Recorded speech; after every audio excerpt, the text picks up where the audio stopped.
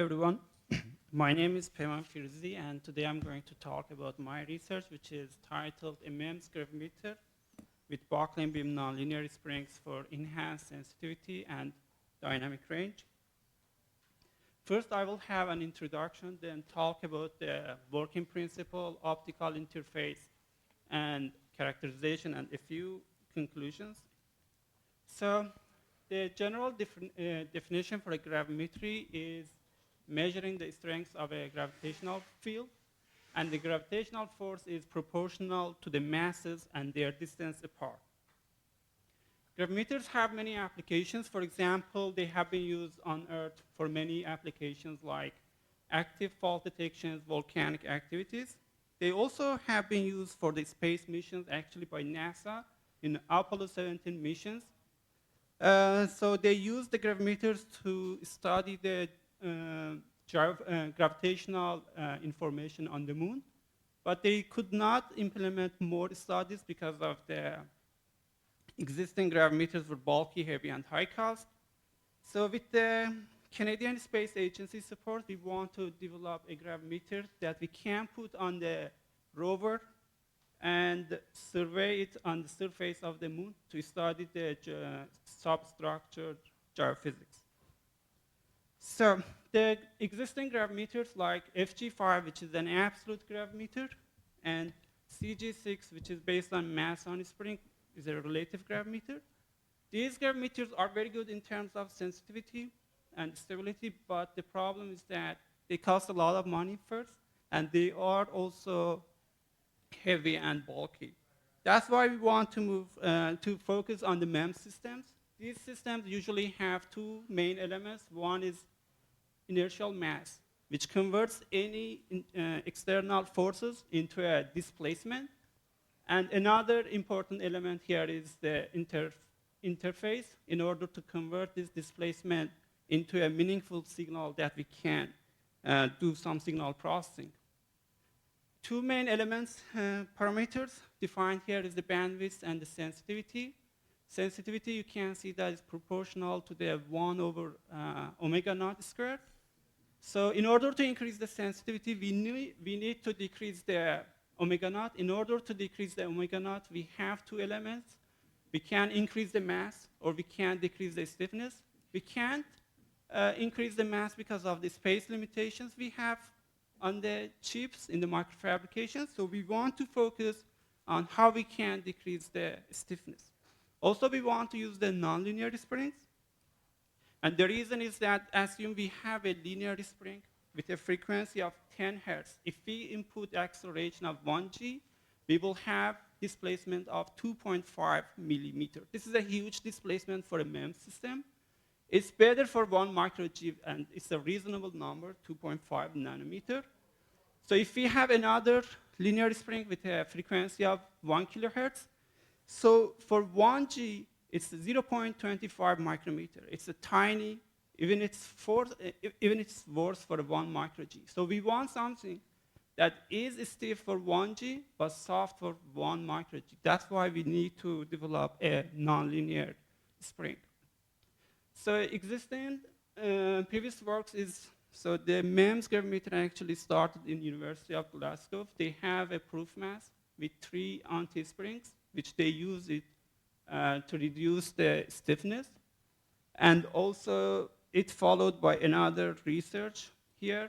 They also use 2 curved beams in order to decrease the stiffness. They are very good in terms of frequency, but existing potential problem is that they have a huge initial displacement, which is a problem for MEMS systems. And also their dynamic range is very limited, which is a problem for microfabrication with a lot of uncertainties in the microfabrication. So what we propose here is to use the buckling phenomenon in order to decrease the effective stiffness of the MEMS systems. So any structure that goes under the axial force, if the axial force is larger than the critical force of the system, it starts buckling. It can also be explained by the force displacement relationship. You can see that initially we have a very stiff structure. If you increase the force, there is no displacement. But as soon as we get to the bifurcation point, the effective stiffness of the structure decreases, which basically means that increasing sensitivity. So how we want to implement this into a MEMS system? So we have a folded beam connected to an inclined beam. These two together act like a nonlinear spring. They are attached to a proof mass. And also we have two linear springs in the bottom, because when we want to go into the buckling region, we want to keep the proof mass in the position.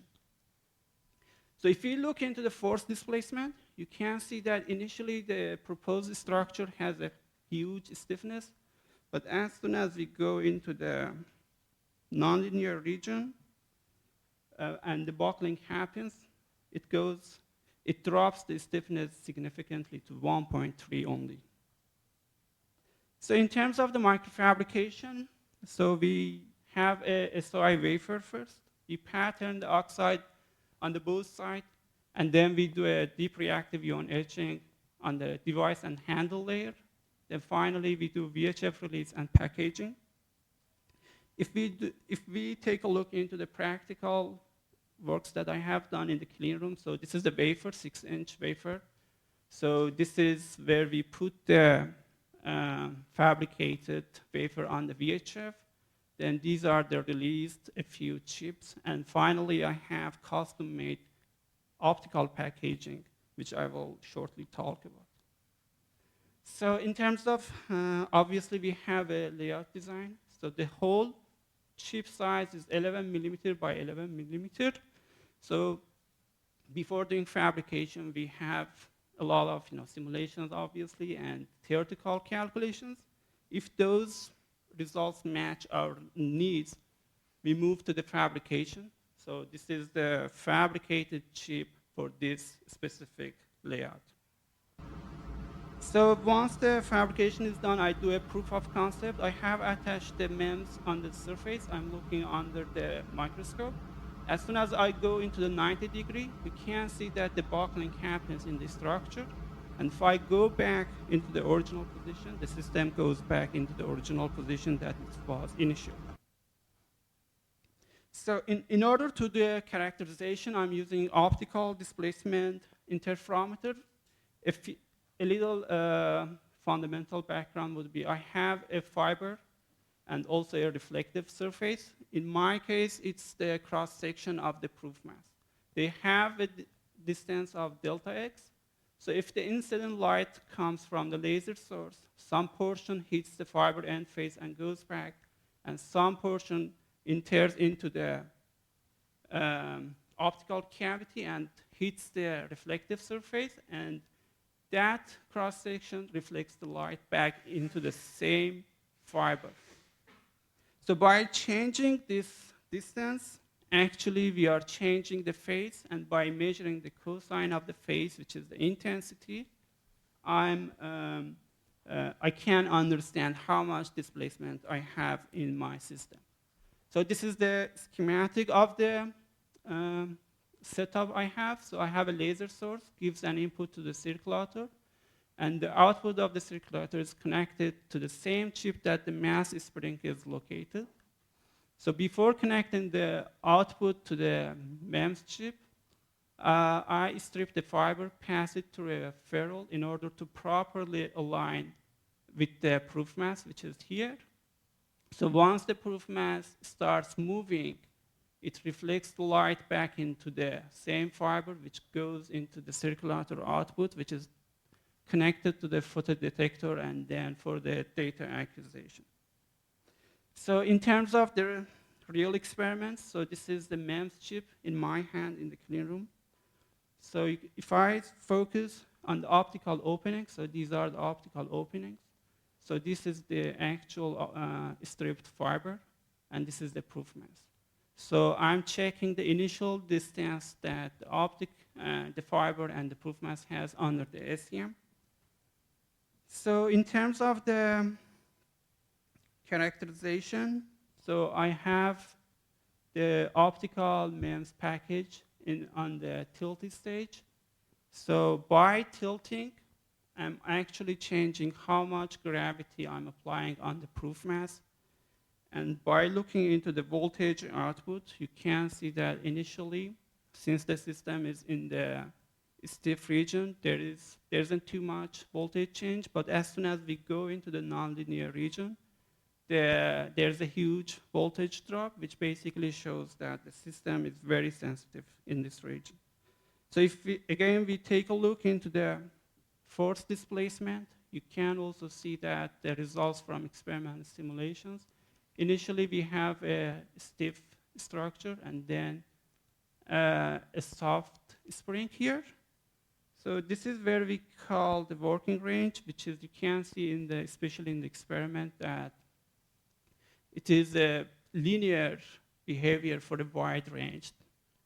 So if we take a look into the original table that I showed previously, you can see that our proposed structure was able to decrease the initial displacement to 10 micrometer, improve the working range, and also we were able to develop an on-chip optical interferometer, which should be convenient for the packaging.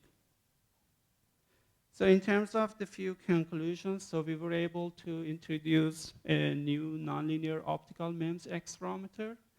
The introduced accelerometer were able to decrease the effective stiffness from 500 to 1.3 by using the buckling phenomena.